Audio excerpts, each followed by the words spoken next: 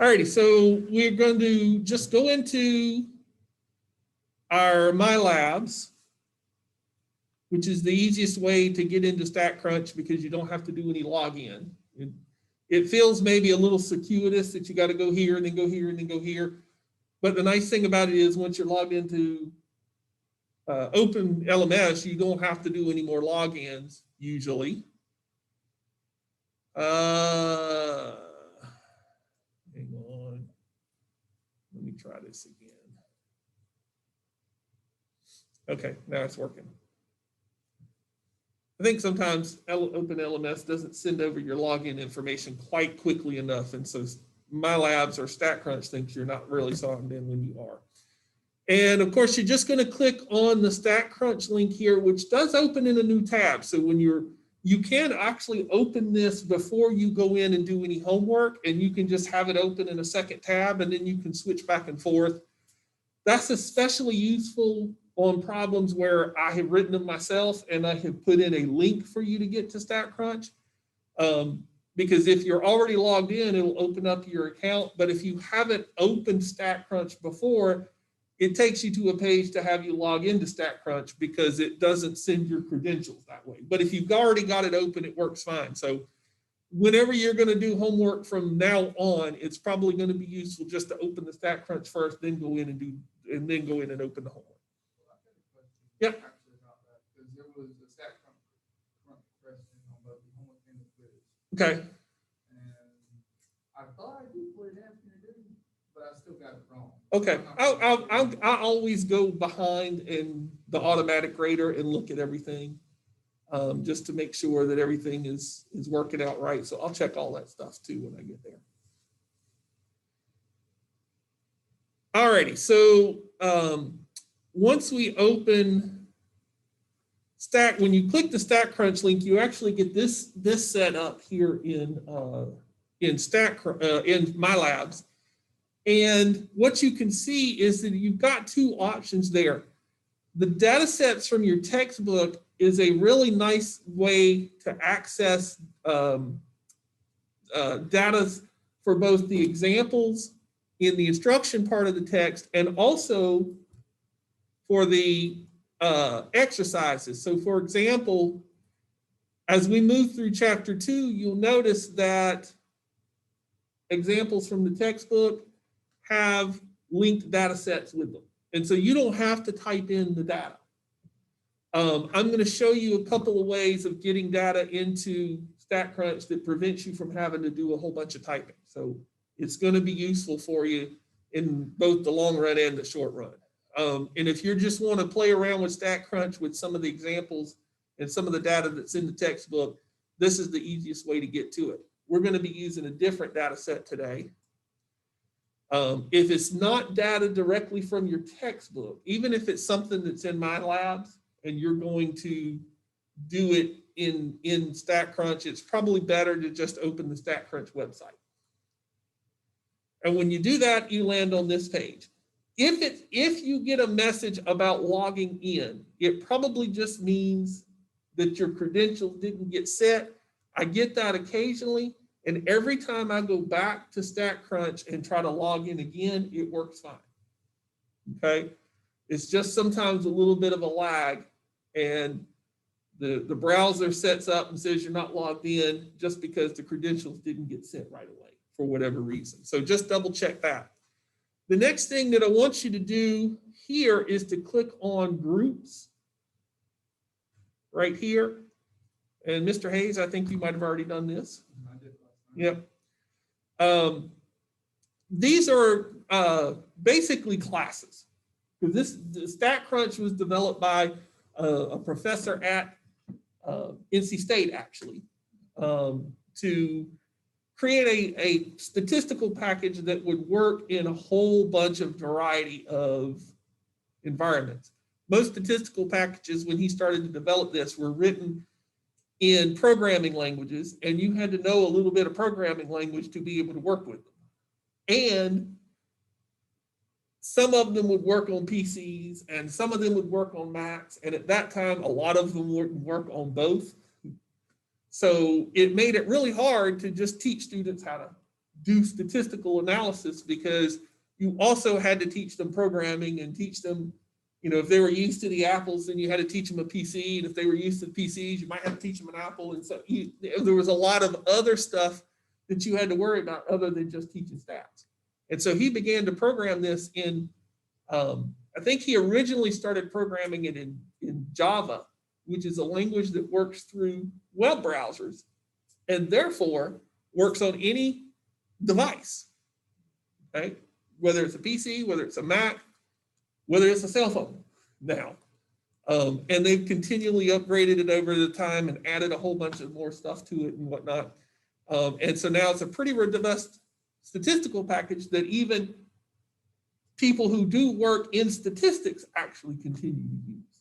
So but it's really designed to help teach statistics. So if you will just search for this name, 2021 SP Mat 152, that's our course. There should only be one. And just search for that one and you should see it come up. And then you can click on that title. A lot of students kind of get into the habit of clicking in the other areas here, but a lot of times you have to click on the title in order to make the link work. All right, and then up here where my search bar is, you should see a button that says request to join or something to that effect. And that will give you the chance to send me a little note and to request to be into the group. It's a private group, so only people from our class will be in it. If anybody else were to find it and try to join it, I wouldn't let them in. If you happen to sign up with My Labs with anything other than your school email address, it might not hurt to put a note in there and let me know who you are. All right, so if you happen to sign up for it using your personal hotchick@gmail.com email address, just let me know who you are so that I know you should be allowed in the class. And let me get a couple of, I think the data set we're going to be using today is, I've made it publicly available, so you should be able to find it even if you don't end up getting in the group. But the nice thing about being in the group is that I have shared a lot of data sets with the group to make them a little easier to find. I will always give you a title to search for. So you will be able to just type that in this search box. You don't necessarily, if it's I think most of the ones that we use for like your tests and stuff are going to be restricted to this class. So you want to make sure you get in the group. But then once you're in the group, it should come through pretty nicely. All righty, there we go.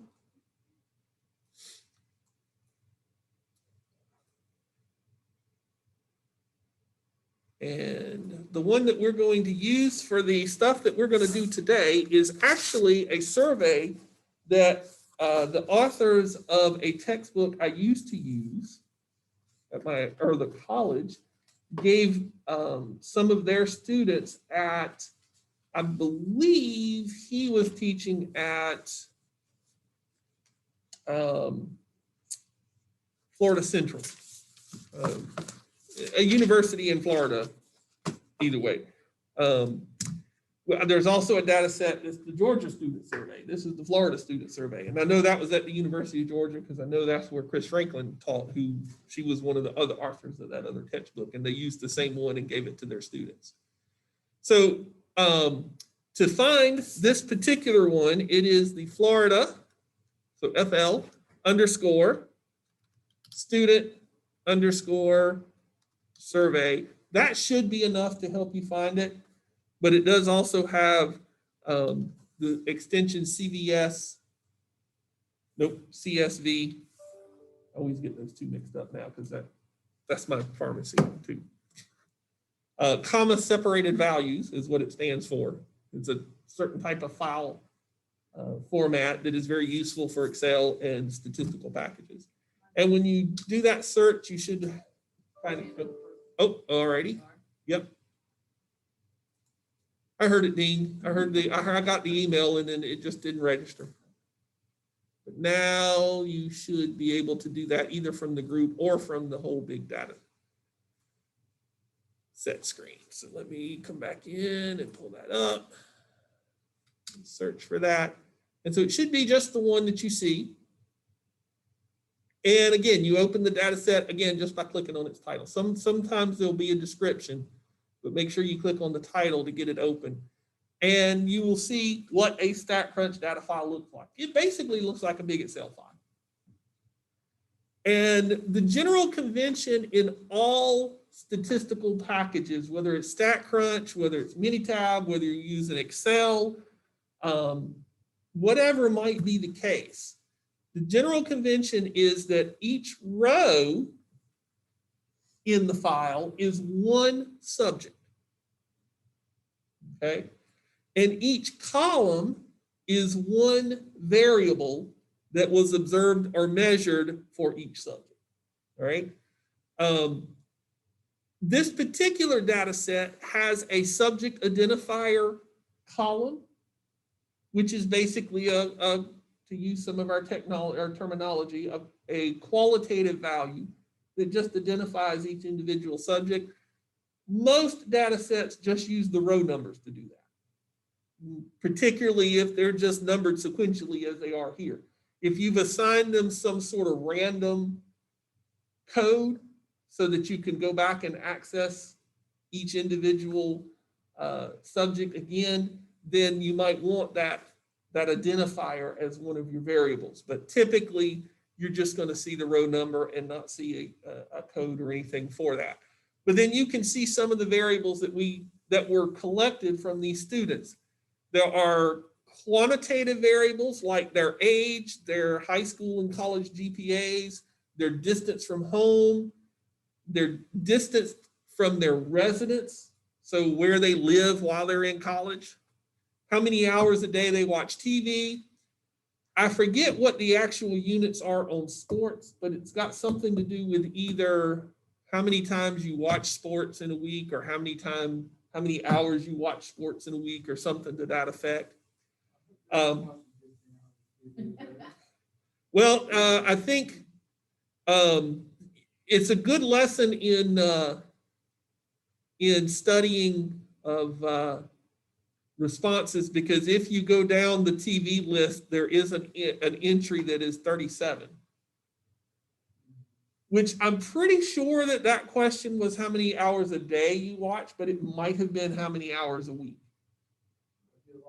which would make it a little more reasonable answers. But I mean, I've seen a file that I knew the response was supposed to be how many hours a day, and you see numbers like 25 and, so that's just one of the hazards that you come across in doing statistical analysis, particularly with surveys. Newspapers, I know, was how many times a week do you read a newspaper? AIDS, here's an interesting one. AIDS is the number of people you know who have died from AIDS. That was an interesting question. This survey was done quite a bit a while ago. It was probably, they first started writing the book, I think back in the 90s or early 2000s. And so that was still a big issue at that time. And then of course you see vegetarian, that's a qualitative value with just a variable with two values, yes or no. There's political affiliation, which is a qualitative value with three variables: Republican, Democrat, or Independent. Political affiliation, which is political ideology, which looks like it might be quantitative, but it's actually qualitative because it's really just a numerical code. And it is from your studies on section 1.2, it is an ordinal level of measurement, and so it's actually qualitative. And basically, if I remember the direction correctly, I can verify this real quick. Okay, yep. 1 is extremely liberal. 3 was neutral, independent, and 7 Actually, that was 4. 4 was independent and 7 was extremely conservative. Right, with moderately or slightly conservative and liberal modifiers on that, so that you had 7 categories. Religiosity is a quantitative scale, 0 meaning that you were atheist and 3 meaning that you are very religious, and with a couple of smaller grades in there. And most of the rest of them are pretty self-explanatory. The only other one I will comment on is the life after death category, and just point out that there are 3 possible answers there, and the U stands for unsure or undecided, if you will. Alrighty, so that's what a Statcrunch data file looks like. All right, so again, each row is one individual, and each column is the responses of each individual to a particular variable.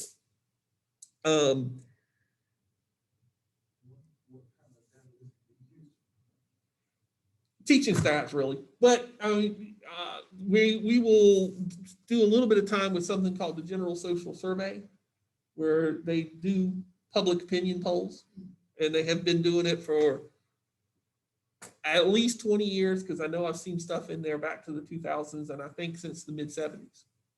And it's really these same types of questions. The nice thing about that particular database is you got, I think the last count, there was about 68,000 respondents in the database, not who responded to all the questions, but you still get, usually you'll get at least 6,000 to 8,000 responses to any particular variable that you want to look up in there. And a lot of them, they do ask over and over and over again. So you might get all 60,000 with a certain response. But so a couple of things about how Statcrunch work. You've got the menu bar up here, and something that I have to get used to, because when they upgraded to HTML5, things changed a little bit. When you hover over any of these titles, the drop-down menu comes down. And if you hover on it for just a second and then click, it will make it go away. And that gets frustrating for me, because you used to have to click it to make it show. And anything that has a little small triangle beside it will give you an additional menu if you hover over it. And then once you get to choices that don't have anything, any little triangle beside them, then that's when you would actually click to make that choice. And you can see here, even we've got one more layer that lets you do even one more thing with one of the particular choices. So as long as you rest, it'll pop up the next menu. And if there's no menu for it, there's nothing beside it, you'd have to click it to make that choice. Okay. One of the things that we want to look at right now, and that we're going to actually use Statcrunch a little bit to help us with, is the idea of a frequency distribution. Okay. A frequency distribution is just a display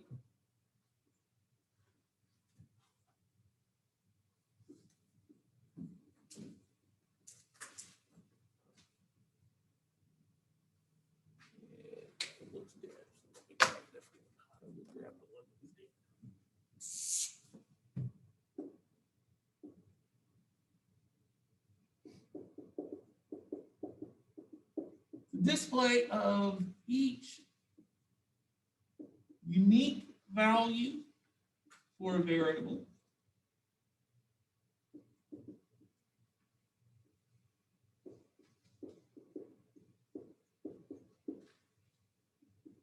and its frequency, which is just basically how many times it appears. Okay. You might kind of think of it as what you might do with a bar chart. Okay. Usually when you talk about a frequency distribution, you're going to look at it in table format. But occasionally you might see it also as a bar, or a new type of graph that we're going to look at today, for probably for most of you, called a histogram. Okay. So basically all a frequency distribution is a list of each individual, each unique outcome, each unique value that the variable might have had, and how many times that particular value showed up in your data set. Okay. If it's a qualitative categorical value, there might be only relatively few responses, or fairly few unique responses. Perhaps you limited it in some way to the responses that they could make. And so your counting in your frequency table is going to be very easy to display. If it's a quantitative value, you might have a lot of different unique values. And you could do a frequency display that shows each individual unique value of a quantitative variable. But probably what you're going to get is a really long list of unique values, which each showed up one time, with a few values that showed up maybe 2 or 3 times in there. And so doing it that way doesn't become very helpful. And so often with quantitative values, we will group them and sort of artificially create categories that we then use as a frequency display. Your textbook refers to those groups in a quantitative variable as classes. Statcrunch refers to them as bins, B-I-N-S. Those 2 words are interchangeable in statistics. Bins and classes basically mean the same thing. Your book goes into doing a lot of work on how to calculate values using summary distribution, frequency distributions. We're not going to do a lot of that. A lot of what we're going to do is with electronic data sets that we're going to be able to have computers do specific calculations for us. Those summary calculations, as I think they refer to them in the textbook, are holdovers from when we used to do statistics with pen and paper and maybe a handheld calculator. And we don't have to do that anymore. So those summary type statistics are pretty much going away now. We still use some of the displays that we used to use, but the pen and paper, old style hand calculations just don't get used anymore. And so I'm going to de-emphasize those to creating data sets in Statcrunch that we can do really precise calculations with. All right, so can Statcrunch create a frequency distribution for us from a data set? Absolutely. A frequency distribution is a statistic. It's not a graph. It's a table. It's a statistic. And so that's where we go to find our tables. So we go to hover over stats, hover over tables, and the very first choice is a frequency table. So we're going to click that. And the dialog boxes in Statcrunch all pretty much go this way, all right?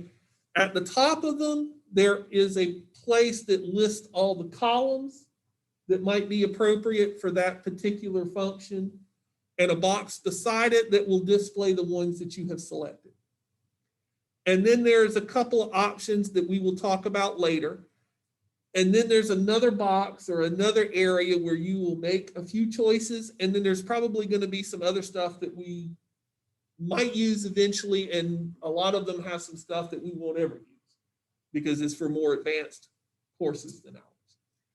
Okay. And so if you want to select a variable, we're going to do a frequency table of the responses to the political affiliation of the students.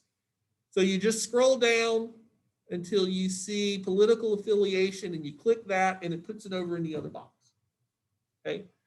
You can choose a second or additional variables by either holding the shift down, which will add in all of the variables between the one you clicked first and the one you click while you're holding shift. Or you can do a control and click and it will pick individual ones. So for example, if I wanted to also add in a frequency distribution of religiosity, I could do control and click on religiosity and it puts both of them in there. If you don't hold control or shift, it just replaces the one you have. Control or shift lets you add additional ones. It also lets you take out some if you make a mistake. For example, if I wanted those two, but instead of hitting Instead of hitting control, I hit shift instead, and it put all three in there. Well, all I've got to do is hold control and go back and click the one I don't want. Okay, so if you click it, if it's highlighted and you click it, it pulls it off. If it's not highlighted and you click it, it adds it on. Okay, and that's true of any of those types of boxes. As I said, the where and the group by, we're not going to worry about quite yet. We're going to let it show us both frequency and relative frequency. We'll talk about that once the table comes up. And you see that both of those are chosen, and this box again works the same way. Click the first one, shift or control to get any additional ones. And once you've made all the selections you want, you just click the compute button that's usually in the lower right-hand corner. And it opens up a new little window that has our frequency table in it. Actually, both of our frequency tables. All right. So we see that out of this group of 60, all right, so we can see now in our table that it says we actually had count equals 60. That's how many responses we got to political affiliation. Sometimes that might be lower than the number of rows in your data set, because maybe somebody didn't respond to political affiliation and it was left blank. Okay, and so that one will not be included in your frequency table. All right, and so you notice they've got the counts for both of these tables because they could be different. All right, and we had 21 of those 60 students were Democrats, 24 were independent, and 15 were Republicans. The relative frequency is basically the proportion of respondents that gave that value, that had that value. So you can, they're expressed in decimals. When they're expressed as a decimal, we call it a proportion. If you move the decimal 2 places to the right, you get a percent. And so we could say that 35% of these students were Democrats. Okay. To say that the proportion is 0.35 or to say that the percent is 35% is saying exactly the same thing. Statistics typically uses proportions over percents. So just sort of keep that in mind. All right. And then we see the same thing done for the religiosity scores there. Okay. That's your frequency table. Okay. That was for 2 categorical variables, 2 qualitative variables, as this textbook calls them. I like categorical and quantitative because I don't mix them up nearly as often.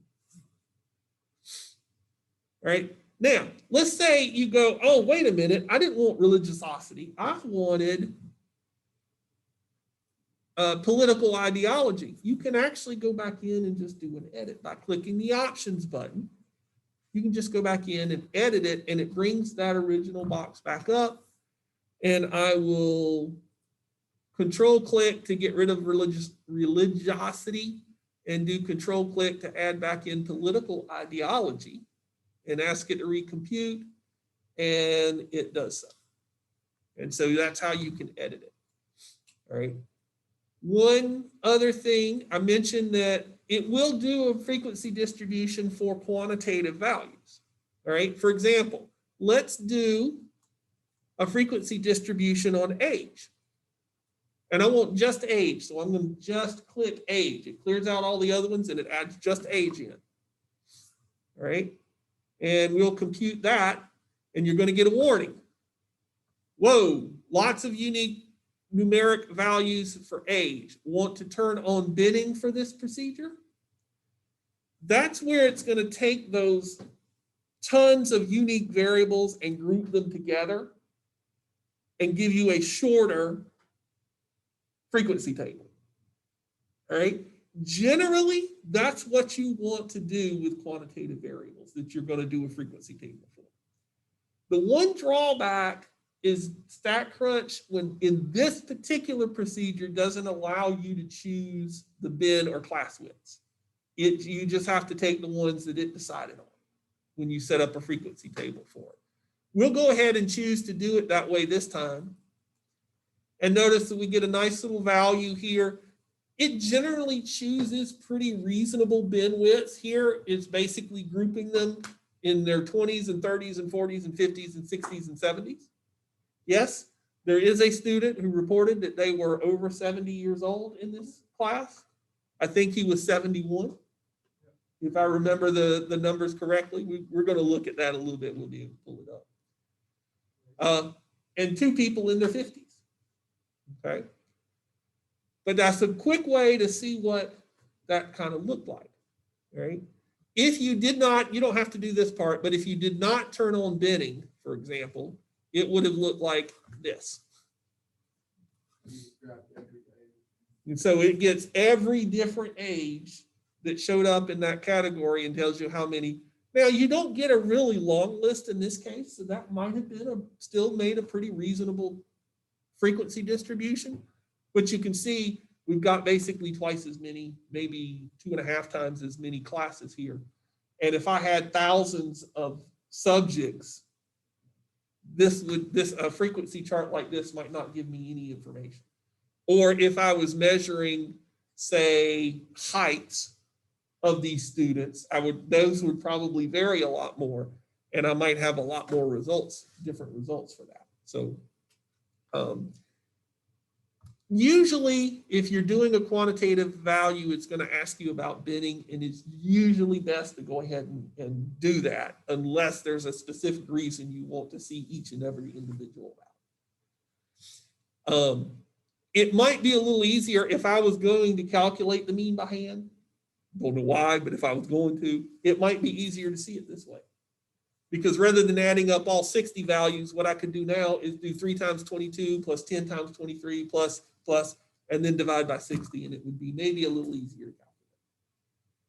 All right, but there's no need to do that, as we're going to see here in a few minutes. Now, so that is the frequency distribution for a quantitative variable. But we very rarely show the frequency distribution of a quantitative variable in a frequency table. We typically use what an uninitiated person might call a bar chart, but which a properly taught statistician refers to as a histogram. The differences between a bar chart and a histogram basically is that the horizontal axis of a bar chart shows each category, whereas the horizontal axis in a histogram is actually a number line, kind of like an axis in a graph. And then the vertical one in both cases might be frequency or relative frequency. So they're kind of similar in that way. The other difference is that in a bar chart, almost always you'll have spaces between each bar. In a histogram, you almost never have spaces between each bar because each bar is built over a specific part of that number line. And so, for example, we saw that when we did the frequency distribution for age, it bent all the 20, everything that was 20, every person that was at least 20 years old, but less than 30 years old, fell into that first bin. And so that bar would actually go from 20 to 30 on that number line. And then its height would be however many people there were from 20 to 30 years old in that class. Okay? Or the proportion that were in that class, in that bin. So that you can see that, let's go in. This time we are actually building a graph. So we'll go to the graph menu, and histogram is one of the choices there. So we'll click that and we get another dialog box, very similar to the one we had before. I will point out one thing here. Scroll down in your list and look for the vegetarian variable. And what do you notice?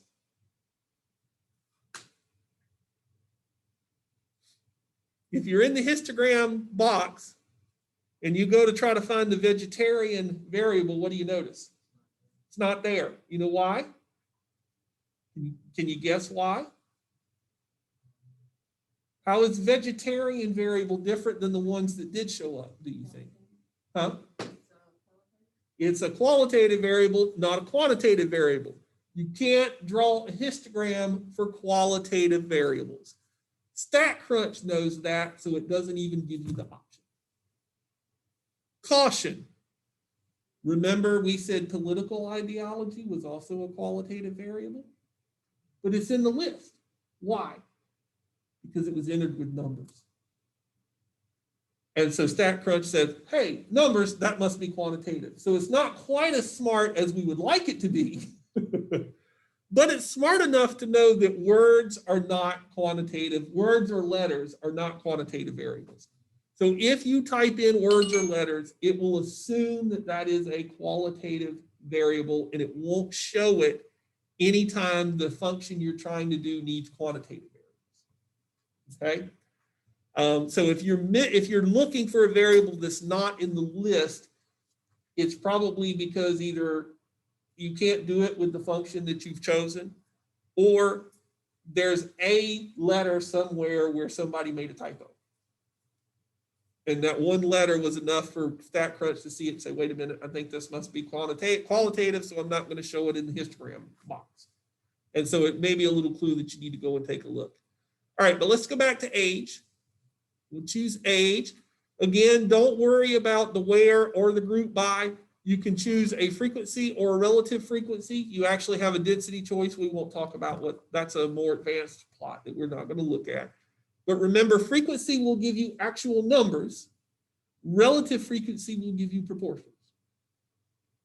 The histogram will look exactly the same either way. All it does is change the scale of the vertical axis to either 0 to the maximum number in any class, or from 0 to 1. That's all it does. And it looks exactly the same. So it really makes no difference which one you choose there. We will use some of these other options later. We're not going to worry about them right now because we're just trying to get a feel for how to use Statcrunch to begin with. If you want to play around with them later, you're more than welcome to. But we've made our two choices. We want a frequency histogram of age. So we're going to click compute, and there is our nice little frequency histogram. Notice that this shows the numbers from 20 to 80. Right? And they're equally spaced, just like a number line would be. And now you'll notice that they used a little different binning here than they did in the frequency table.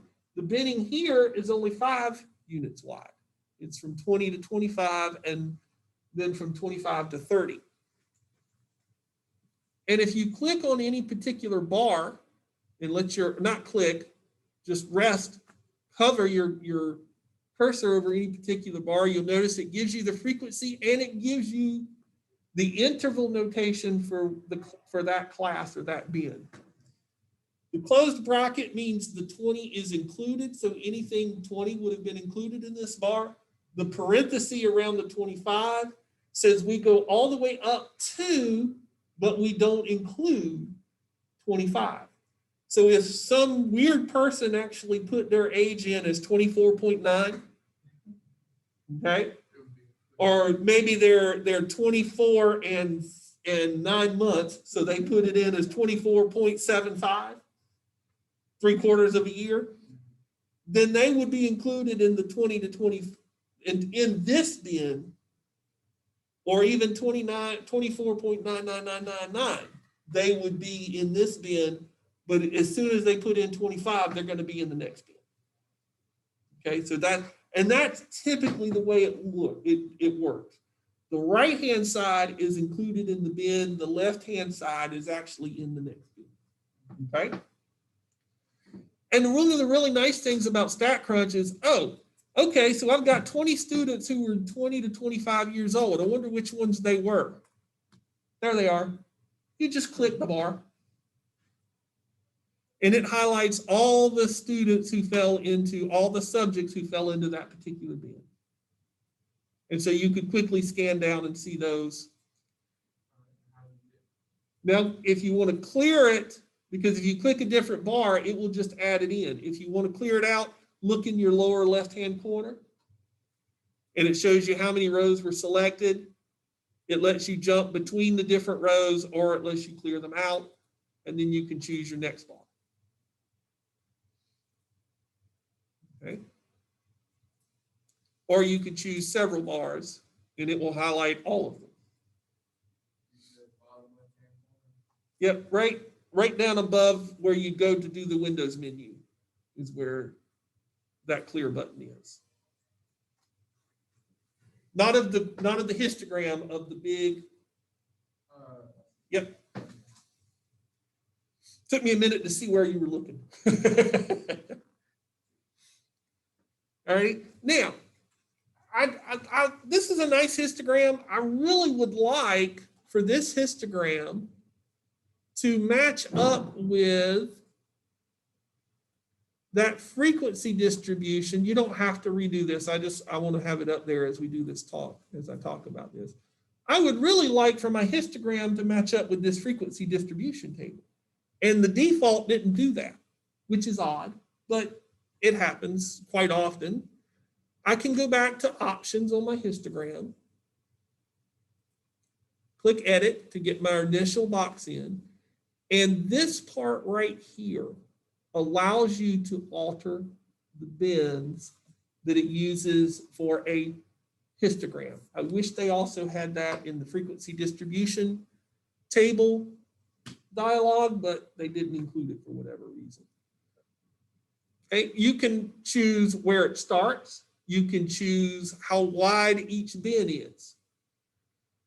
So my bin for my frequency table started at 20. So let me put 20 in there.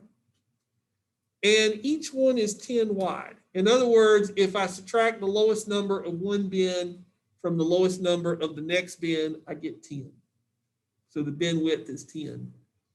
And if I run that calculation, I get a new frequency distribution. And you'll notice that now the bar runs from 20 to 30, just like the first class in my frequency distribution. Okay. Sometimes you want to play around with those bin widths. Typically in a histogram, your book says that they want you to have between 5 and 20 classes. I prefer like 7 to 12 classes. That's typically enough to get you a really good picture of what your distribution looks like. It doesn't give you too many bars that it's not real useful. It doesn't give you too few that, again, the data is so clumped together that it doesn't give you a useful picture. The only reason you would have anything in that range is because when we used to do these by hand, it was nice to have easy endpoints.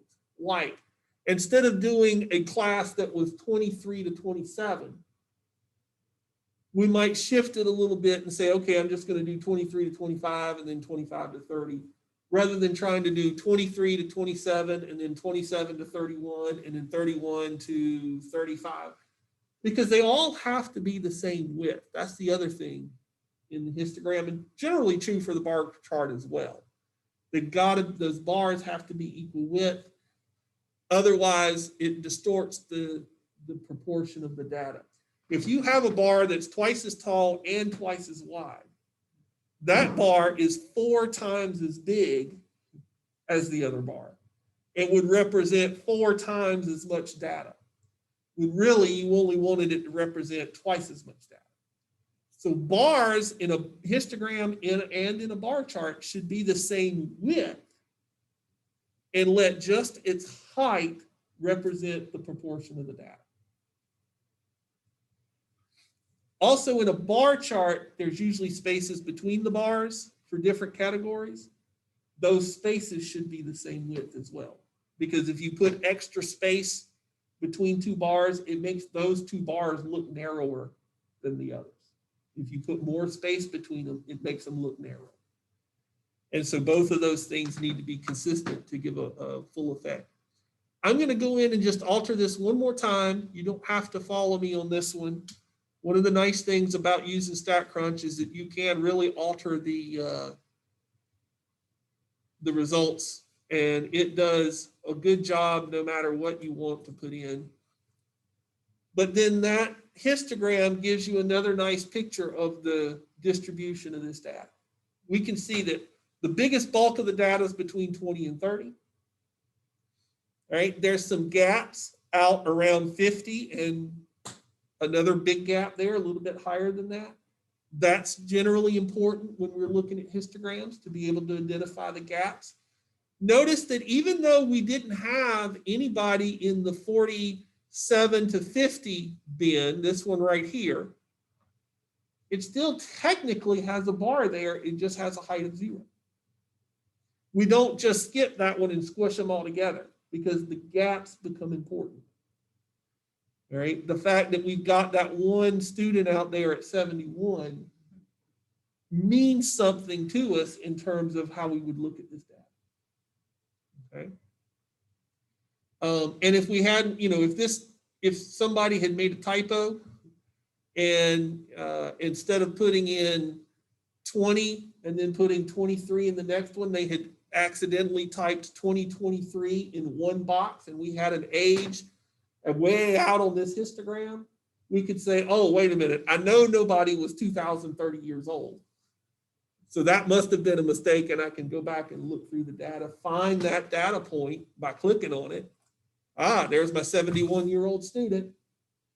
And then I could look at that and say, oh, I bet. And then you even see the blank before or after that when you say, oh, okay, I bet I know what happened here. And you could probably fix that errant data point. Sometimes you'll just get ones that are way out there and you don't know why. And you might just have to discount it as bad data. But it very well could be we had a 71-year-old student in this class. So, we wouldn't do anything with that. 71 is a reasonable age. And we see stuff in the news all the time about folks, empty nesters, so to speak, going back to college to get their degree. So, and I don't know, maybe that was even the professor. I don't know. Might have even been the professor that put in that age. So, but that's another way to display of what is a frequency distribution, a frequency display for that chart.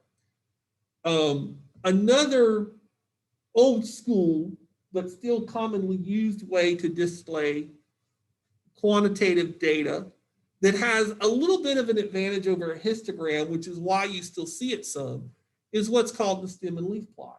This used to be a very common plot when we had to create plots by hand, because it is one that is fairly easy to create by hand, but gives us a lot of information. So I'm going to do a stem and leaf plot of age here real quick. And this is what it looks like in Statcrunch. All right, it is a graph. So it does show up right under histogram. It's considered a graph. And what's nice about it is you get a frequency display because how long that list of digits is related to how many data points were in that group. So it gives us a frequency count, but it also maintains the individual value of each data point, which a histogram doesn't really do. I could see that there were 41 values between 20 and 31, but I don't know what those values are. But in this stem and leaf plot, I can see here are the stems. These are the first 1 or 2 digits of every data point. And these are the leaves. They are the next digit of every data point. So in this case, this 2 right here means that I had a student who was 22. Actually, I had 3 students who were 22. Right? And then I had about 10 or so that were 23. Right? And I had another 8, I think, that were 24. And so it helps to preserve the actual counts or the actual individual values of those data points. And often that's useful, particularly when we used to have to do hand calculations. All of the ones that had a leaf of either 0 up to 4 would have been put on this first line. all of the ones that had a stem of 5 to 9 get put on the second line. Sometimes if you've got relatively few in each group, you may just say one line of 2s and put all the leaves with a stem of 2 on that line. Or if you've got a relatively small range, I have seen them divided up into as many as 5 leaves, where the first row is either 0 or 1, 0 for 1, or the letter O for 1. And then the next stem was the 2s and the 3s, so a T. And the next stem was the 4s and the 5s. And the next stem was the 6s and the 7s, so it was an S. And then the last stem was the 8s and the 9s, so they just used a little asterisk. And so that kind of helps you to see that and that would be if you had lots of stems or lots of leaves in a very small range. Okay. That might even be a good way to do this one. It would give you a few more classes. But then you've also got to have 5 stems for 30, 5 stems for 40, 5 stems for 50. So maybe it would spread it out a little too much. Right. And notice how we didn't have any that were from 45 to 49, but they still put that second 4 in there so that we could see that gap. Because again, gaps can be important. And so we want to have that gap in there. And this one also, it ended up trimming off the one value that was way out there. That was a setting I forgot to change. I didn't want any trimming. I wanted it to show them all. And so now you see those same gaps that we saw when we were looking at that initial histogram. It was in bin widths of 5. That's basically what we have here, is a histogram turned on its side in bin widths of 5. Right? We could have, if all of them were, say, between 100 and 150, then we might use as our stem 10, 11, 12, 13, 14, and 15. So using the hundreds digit and the tens digit as the stem, and then using the ones digit as a leaf. Or say they were all between 100,000 and 200,000. That would be the case, or let's say 100,000 and a million. We wouldn't really want to use 10 stems there. We would probably, well, we'd have to. We'd have 1, 2, 3, 4, 5, 6, 7, 8, 9. And so the 100,000 spot would be our stem. The 10,000 spot would be our leaves. And we would truncate everything else, not round it. Typically, stem and leaf plots truncate the data instead of round them. All right, so 195 would go with the stem of 19, not the stem of 20. We just truncate it. And so that way you can just look at the first digits that you're concerned about in building your stem and leaf plot. You don't have to worry about it. So typically that's the way it's done. But then when you show that stem and leaf plot, you're only showing 2 of the 6 digits in each number. So how does somebody else read that and know what those values were? Well, they wouldn't know exactly, but in this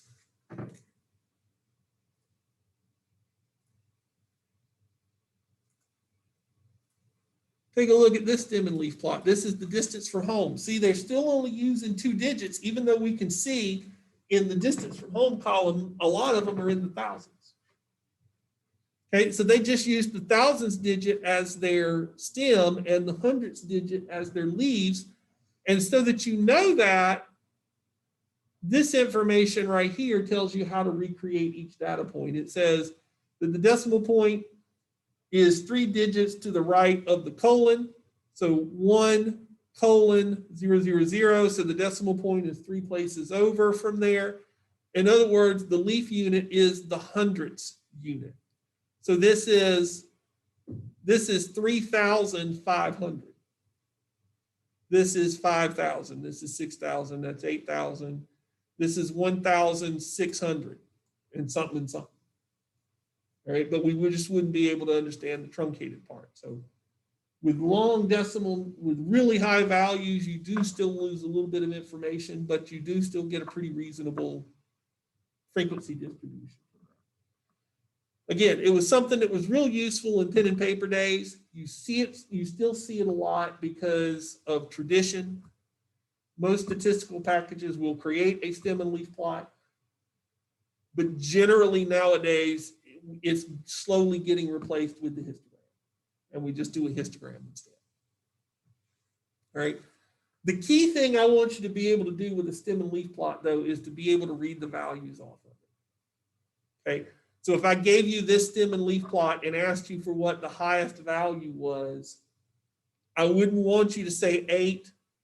I wouldn't want you to say 80. I would want you to say, oh, that's 8,000. Another way that you will see that is they will sometimes write it this way.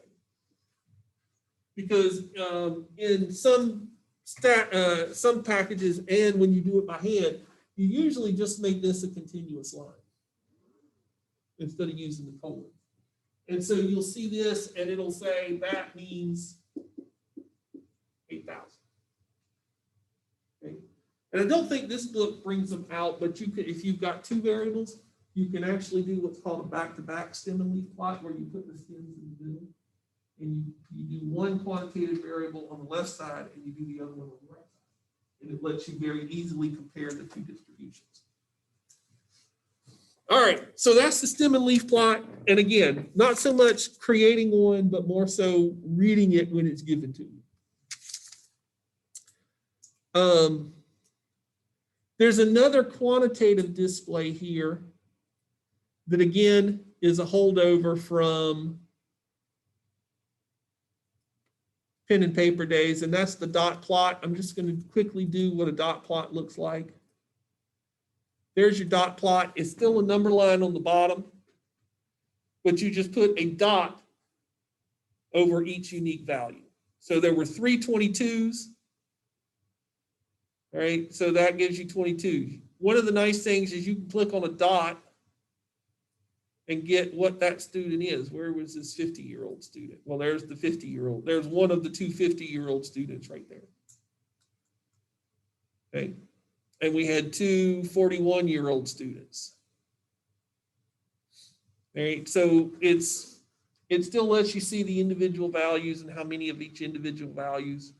But again, it also is slowly getting replaced basically with a histogram because it gives pretty much the same information that a histogram does. So, but you may see them in other classes and other places. You'll notice when I close a window, it actually doesn't go away. It just hides it. You can come in here and click on one to open it back up again. So I can open my histogram back up. If you want to do away with the window, you can delete it here. Or there's also a delete function in the results menu there as well that will give you the option of deleting them all at the same time. You can also save those results when you save the file. Saving the file entails going to data and clicking save. You get this box where you can give it a name. If you're doing work with it and you want to just keep updating it, you can click to overwrite existing file. And here's where you have the option of saving all of those little pop-up windows that we just did. And then you would click save. When you are doing a file that you're going to turn in, you also, once you have saved it, go back to data and go to properties. You can't go to properties until you've saved it. It'll be grayed out until you've saved it. But once you saved it, you click properties and it kind of shows you some information about it. And I was wrong. This isn't shared with everyone. So it's a good thing we got everybody into the group. And if you want to edit those, you edit it. And you will need to do this. You want to share it with our group. That's the only way I can really get to it. And I generally give you a format of how I want you to name the file for like tests and quizzes and things where you have to create a Statcrunch file. There'll be a little instructions in there on how to format the name. And you do get to change the name in this property screen. You don't have to share it with everyone, but you do want to make sure you click our class. And that should be the only one you see, unless you go and join other groups. And so just make sure that's clicked. You have the option to do any of this other stuff you want to do, and then you just update it. And it'll be put in our class group, and I can go in and take a look at it and rate it. All right. So that's that part. And I want to show you some of the qualitative displays as well. So let's take a look at a qualitative display of gender. We'll do a pie chart. Everybody knows what a pie chart looks like. Notice that here you can do either data or summary. You have to know whether you have the individual data values, or perhaps you have a spreadsheet where it just said females 25, males 29. That's a summary. They didn't give you each individual subject's gender. They just told you there were 25 females. Okay. Occasionally you will come across the files like that. In that case, you do it with the summary, and it still creates a nice pie chart.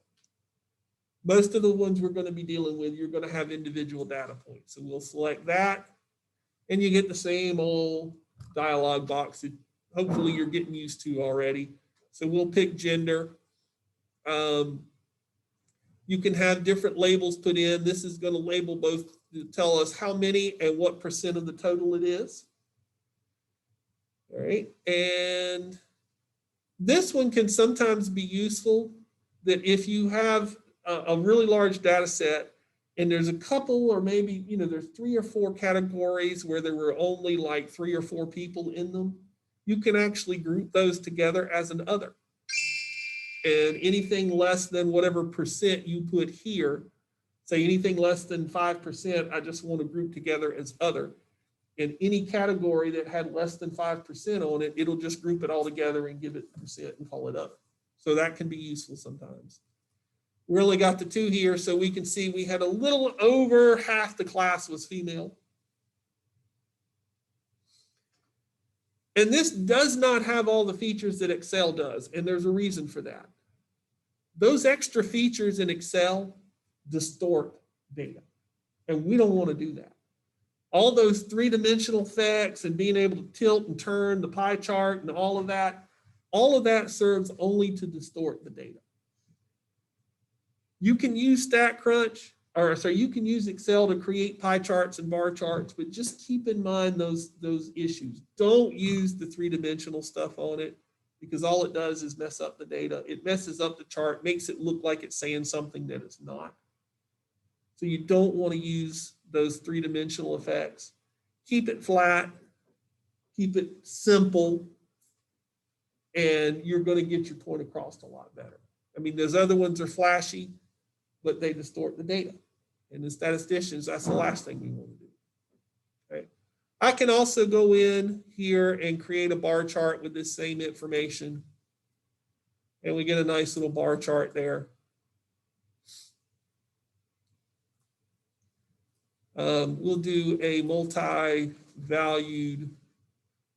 pie chart here for, there was one that had quite a few different categories in it. And see, we get a nice multicolor flat bar chart. Okay. See, if I put 3D effects on this, that big red spot would go toward the back.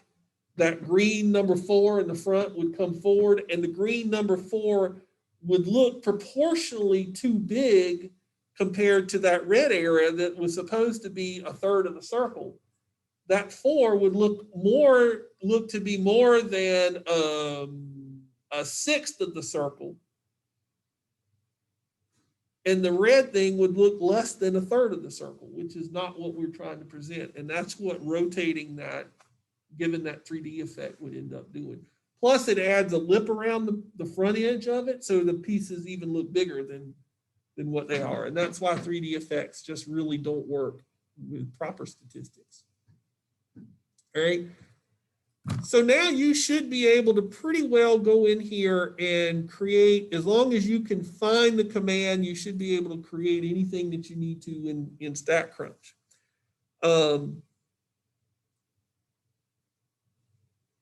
If you are plotting, I was going to mention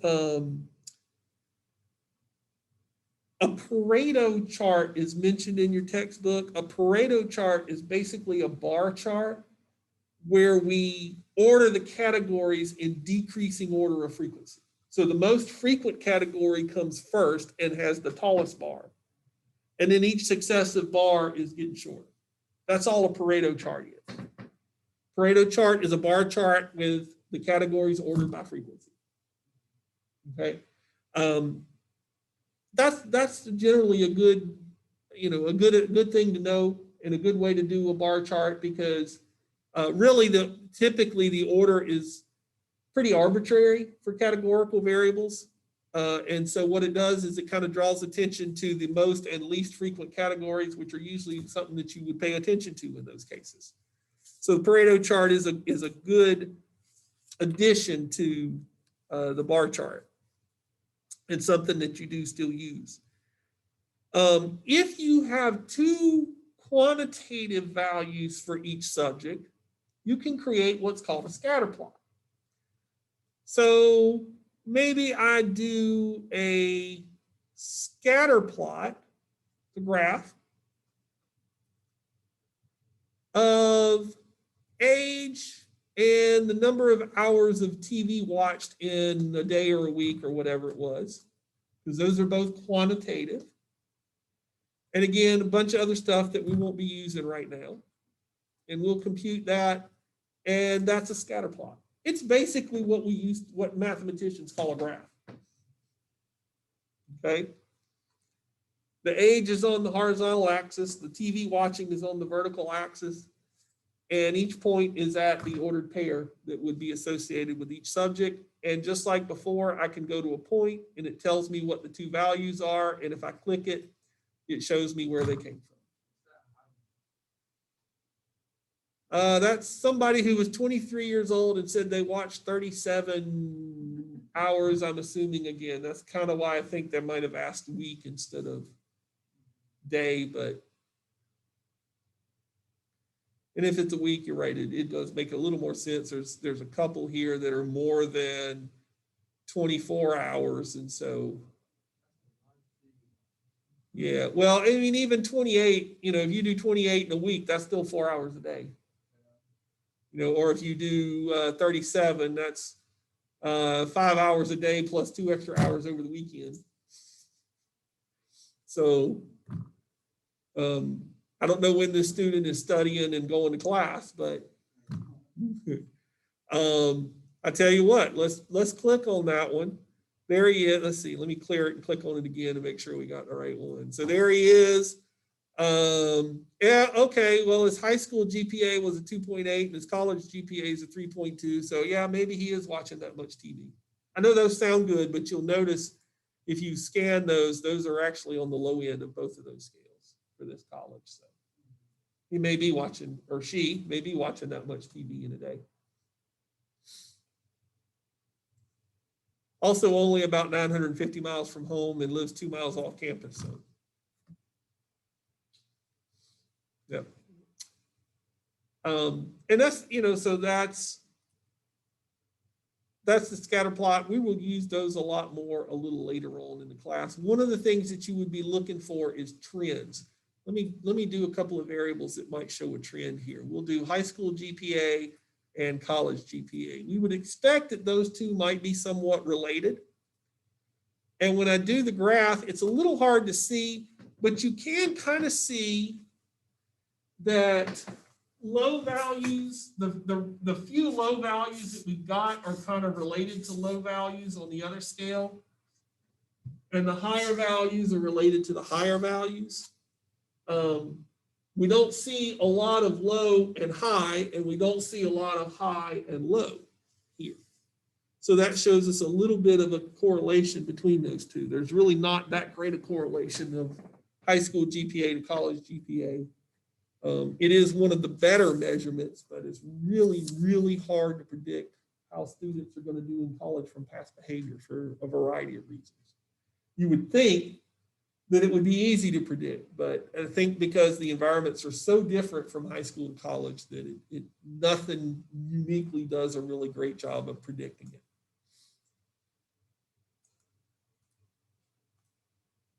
But that's how we would take a look at and kind of relate scatter plots there. If either of your statistics you have is a qualitative or categorical value, then the only way to compare the two values and see if there's any connection is to use what's called a contingency table. That's back under stats, allows you to create a table. There's your contingency. You have data or summary, just like we did before. We'll do data. And I'm going to do political ideology with political affiliation. We should see a really tight connection between these two things. If you are conservative, you're much more likely to be a Republican. If you're liberal, you're much more likely to be a Democrat. So we should see some correlation here. Basically, what this does is create a table which has the values of one qualitative variable as the rows and the value of the other one as the columns. And then how many people are in both of those or had both of those characteristics are listed in the cells. So this right here is the number of people who said they were moderately liberal and also said they were affiliated with the Democratic Party. 13 of the students said that. This one, for example, would be the ones who said they were extremely conservative and were affiliated with the Republican Party. Okay, you can see that none of the ones who said they were extremely liberal were in the Republican Party, and none of the ones who said they were extremely conservative were in the Democratic Party. That makes perfect sense. Okay, we see that the numbers are definitely connected in some way. Okay. We will talk about the test box that you see in a lot of this stuff later on in the course. It's related to inference, which we're going to do during the last third of the semester. This is sort of a probability, a likelihood that this would happen if there was no connection between them, is basically what it measures. We'll talk more about that later. All right, but a contingency table is just a way, the scatter plot could compare two quantitative variables, but if either of them are qualitative, you have to come and do the contingency table. If you want to do a quantitative and a qualitative, you have to bend the quantitative variable and then create a contingency table with it. All right. All right. All right, so I want to talk a little bit. One of your online lessons talks about measures of center, which are the mean, the median, and the mode. You've probably been talking about those since middle school. So I thought that would probably be a good one you could do on your own. But I do want to talk a little bit about the measures of variation, in particular, the one called standard deviation. Standard deviation is a particularly important concept related to distributions. So we're going to take a look at that one. It is a measure of how different each data point is from the mean. All right. Let's see. There's an easy way to do this. I don't think there was.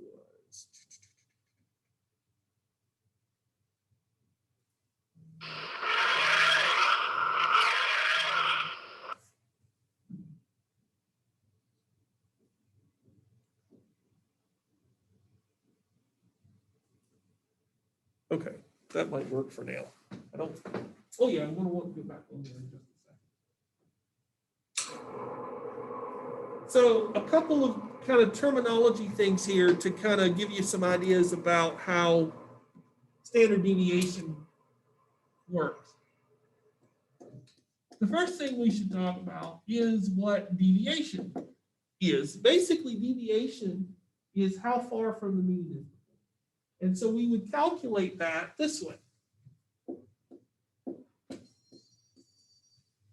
The value minus the mean.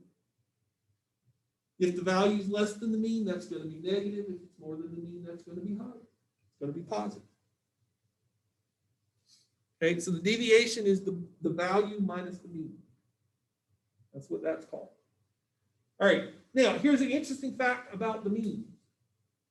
The mean is the number which makes the sum of all the deviations equal to 0. Matter of fact, in some statistics classes, that's the way the mean is defined. The mean is the number which makes the sum of all the deviations 0. So if I do that calculation for every data point in a data set, and then I add up all those values, I will always get 0. So it turns out it's not real useful in determining how different data points are for a set as a whole, because it always turns out to be 0. Well, there's generally, because some of them are negative and some of them are positive. Well, there's two ways that mathematicians and statisticians generally make values positive. They can either take absolute values, and we can do that in this case, but it gives us a different measurement that's not as useful. It's called the mean absolute deviation, and it's not real useful. Or we can square values, and they all become positive. So that's what we typically do in this case, is we look at the squared deviations, which would all be positive.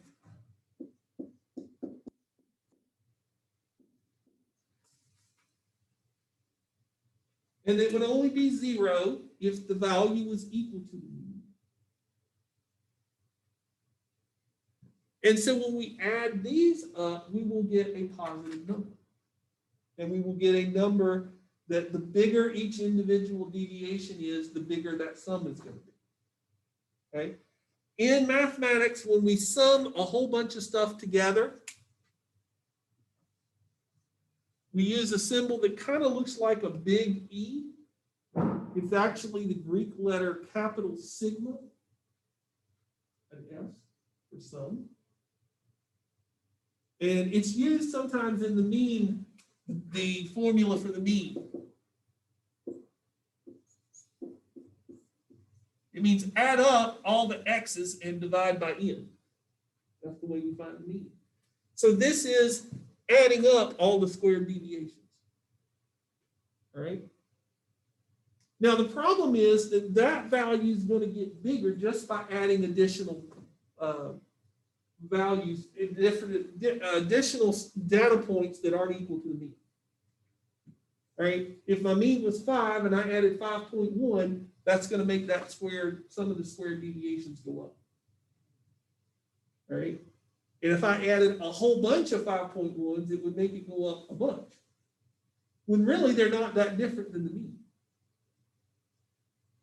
So what I'd really like is the typical distance that each value is from the mean. And so I might divide that by how many data points are in the population. Capital N is the number in the population. A lowercase n usually indicates the number in the sample. All right. Now, that's a great number, and it's called the variance, which we're not going to use a whole lot, but it's something to maybe know.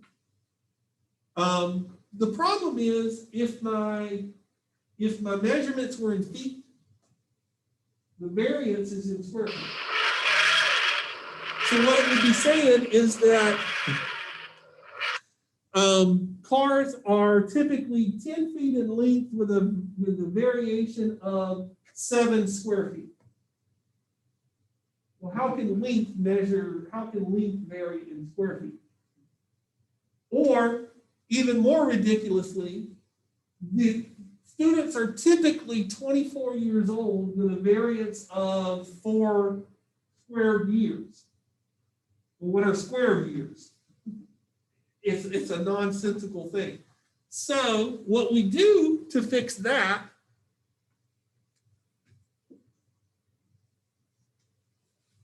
is take the square root of that value. So we square it, then we go back and take the square root. Now you might remember that from Pythagorean's theorem, that doesn't give you the same result as if you just added the values together, right? 3 squared plus 4, the square root of 3 squared plus 4 squared does not equal 7, right? It equals 5, actually. 9 plus 16 is 30. 25. I was thinking time. Yeah, 9 plus 16 is 25, and the square root of that is 5. Right? So you actually get a little smaller sum when you square it and then take the square root than you get if you just added them together. And this is denoted with the letter sigma. The variance is sigma squared. But sigma is, this formula is what we call the standard deviation. I will not ever expect you to use that formula. Right? The only reason I give it to you, number one, is to scare you off from using it. To see that and say, oh my goodness. Now remember, so what would you have to do? Let's say we just had 5 data points. What would you have to do this by hand? Well, first you'd have to find the mean. So that would be adding the 5 numbers together and dividing by 5. Well, that's already 6 calculations, and you haven't even done a deviation. Right? Then you got to do each of the deviations. So there's 5 more calculations. So now we're up to 11. Then you got to square each of those deviations. So now we're up to 16. All right. Then you got to add all those up. So there's 5 more operations. So now we're up to 21. Right. And then you got to divide that by the size of the sample or the population. So there's another one. So we're up to 22 separate operations to get one number for a 5 data point set. And it goes up exponentially as you add more data points. Right? You got twice as many in a data set of 10, but it takes like 40 different calculations to do it, more than doubles, even though you only doubled the number of data points. So the other thing is, though, the really useful part of it, rather than just scaring you off, is if you know this, you kind of get an idea for what standard deviation is. Okay, so it's the distance each point is from the mean divided by how many points we had, the sum of all. So it's a typical distance of how far each point is from the mean. It is. It's very much like a distance formula. It kind of summarizes the typical distance that each point is from the mean. And it is a very useful measurement in a lot of different distributions. One more little tweak to it. If we do it for a sample, this is the population. Well, remember I said populations are usually thought of as being infinite. So you put an infinity down here, this automatically becomes 0, and now it's meaningless. So for a sample, it's the same formula, but because samples themselves vary a little bit, we actually subtract 1 from the sample size to account for the extra variance. That makes the standard deviation a little bit larger than it was. And so we get a little larger standard deviation for the sample than we might have gotten if we thought of it as a population. And that kind of makes sense. And notice that because it's a sample statistic, we use one of our letters for it, is the S. And then for the whole population, we refer to it as the sigma.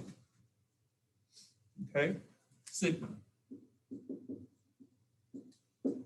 Which oddly enough is the same letter that was used here. This is just a capital version of it, which I think, other than it being the standard deviation and being an S, I think is why they also picked that. All right, so how do you get standard deviation in Statcrunch? It is a summary stat. Just like the mean, the median, and the mode that you're going to work with in the online lesson. It is a summary stat. So you go to stats, and one of the choices is summary stats. You typically want to do that with a column, because that's where your variables are. And again, summary stats are need quantitative data. So you're only going to see quantitative values. What Statcrunch thinks are quantitative values in this list. But let's figure out the age. Notice we've got a lot of statistics that we can choose from. Here's the mean, so we'll go ahead and take that. And there's the variance and the standard deviation. Remember, the variance is just the square of the standard deviation. Sometimes we need to know what that is. And there are other stats in this list, some of which you will use in your online work. So just if you don't see what you're looking for, just scroll down a little bit and it should be there. Coefficient of variation is another one I want to use right now. So I'm going to pull that one up too. And I'm going to compute that for age. So in this survey, the students were typically about 29 years old, which seems a little old for college students, but remember we had that one student that was 71. You'll learn a little bit about means with extremes when you do your work in your online lesson. The standard deviation is about 8.5 years. So the average student is 30, and the ages vary by about 8.5 years. Again, affected by that 71-year-old student that was in there. And the coefficient of variation is basically a way to adjust the variation based on how high the values are. Okay. We would automatically probably see a bigger standard deviation for these values here because they're just bigger numbers. But do they vary a lot compared to their value, right?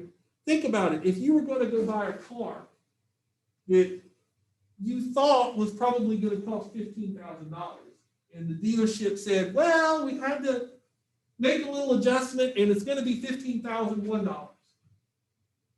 Would you be terribly upset about that $1? It's not going to probably prevent you from buying a car, right?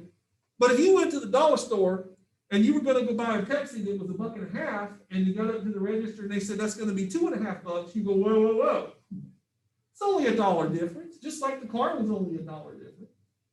But you'd be much more concerned with $1 difference and $1.50 than you are at $15,000.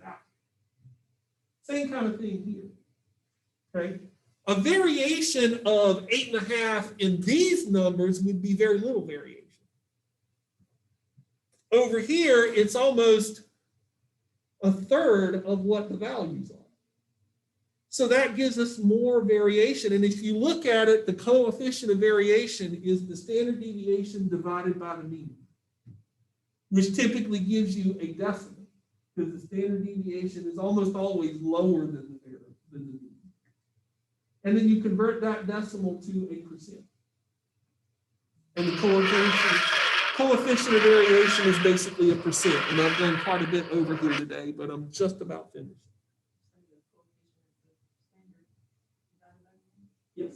standard deviation divided by the mean, and then convert it to a percent. Right, so the division of this one, if we divided 8.475, et cetera, by 29.166, et cetera, we would get 0.29059, which they then converted to the percent, 29%. Right. So the coefficient of variation is one of the few things that is expressed as a percent, almost all.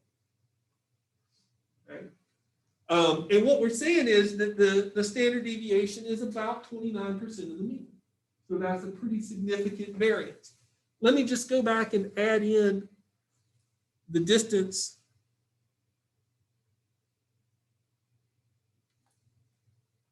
from home, and we'll get those same statistics for that. All right, so here's a case where the standard deviation was actually bigger than the mean. All right, the standard deviation was almost 1,700 miles, whereas the mean was only 1,200 miles. That's because we had one student that was 8,000 miles from home, and a couple of students that were between 6,000 and 7,000 miles, and those had a big effect. Gave us a big standard deviation. Big, even especially compared to the mean. Okay, and so you see the coefficient of variation is like 136%. We would say that that's a bigger, that data set then varies more than the data set for ages, right? Whereas if we add in the TV time and take a look at what that says,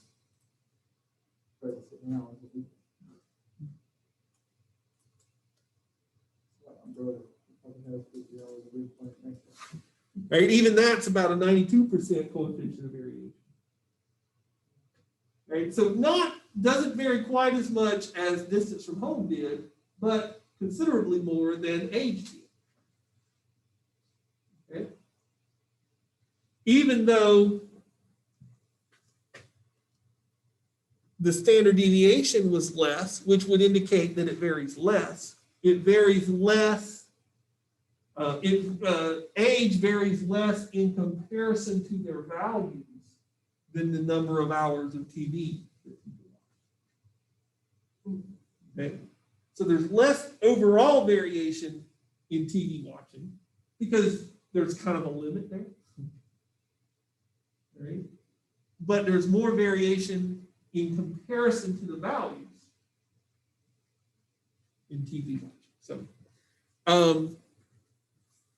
that's a couple of things that you'll see in the online homework for today. We basically covered 2.1, 2.2, and 2.4 today.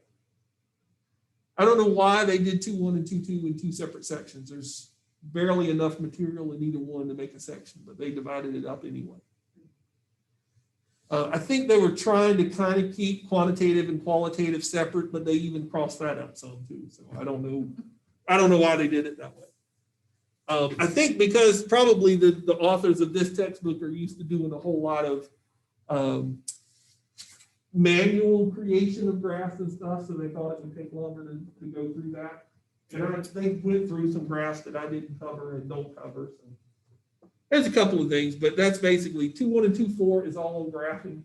I mean, 2.1 and 2.2 is all on graphing. 2.4 is measures of variation, and that's where standard deviation is talked about most.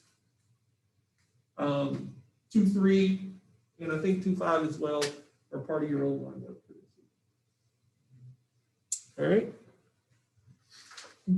I encourage you to go in and play around with the Statcrunch some, get comfortable with it, so that you feel okay using it in the test situations, because you will be using it on almost every test that you do. And I'll be asking you to get statistics, and I don't want you to take time to do them by hand. You won't have time to do them by hand in most cases. And TI-84s and those handheld calculators do okay, but quite often you have to type everything in. And it's too easy to make a mistake and typing stuff in. So I like to be able to use Statcrunch because I can give you the files and you don't have to waste time typing stuff in as well. All right. Sorry, I went over by like 10 minutes today. Part of that was integrating the Statcrunch stuff into today's lecture, so that I didn't get to last week. Do make sure that now you get your Statcrunch activity thing turned in before next week, because it is due next Thursday or next Tuesday. All right. All righty. You'll have a good weekend. And I will see you next week.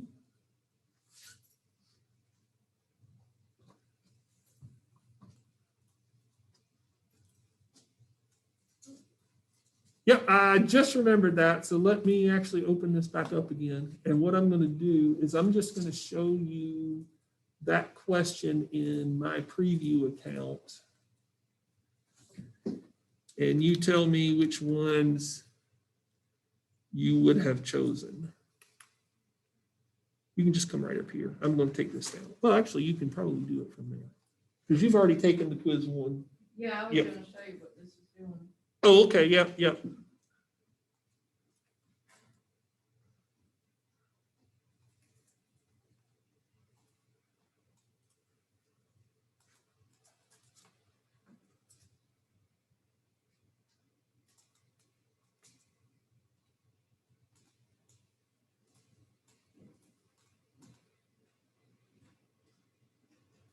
And I know it was the last one on your quiz, but I had them set up so that they came up in different orders for different students. It makes it harder for students to compare answers and that sort of thing, especially when they're done online. So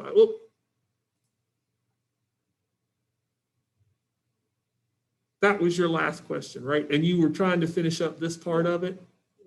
All right, so what would you have answered to that last part?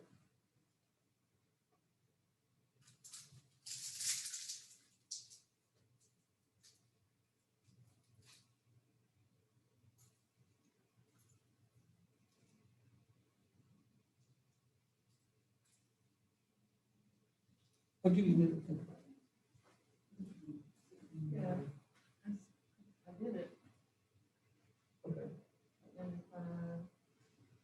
Okay. If you want to review it, you should be able to put that story in.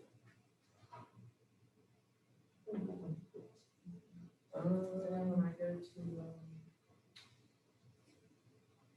grades. Those don't import until I do it manually. Okay. So it'll take a little while for it to show up. Okay.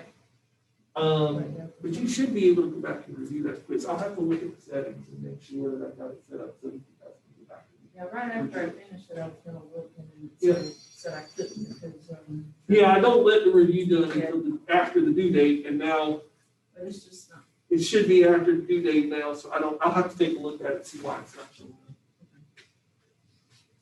I was like, well, I know it's amended it. up. What'd you think of science? A and C. A and C. I like that first one. I like that second one. Yep. And the other two, definitely not D, because we picked A and C. Yeah, there's definitely some bias. And then our population was university students. So that should not cause a bias. Good, yep. So I will give you full points for that one, and there was just the one that you missed. Okay. You too.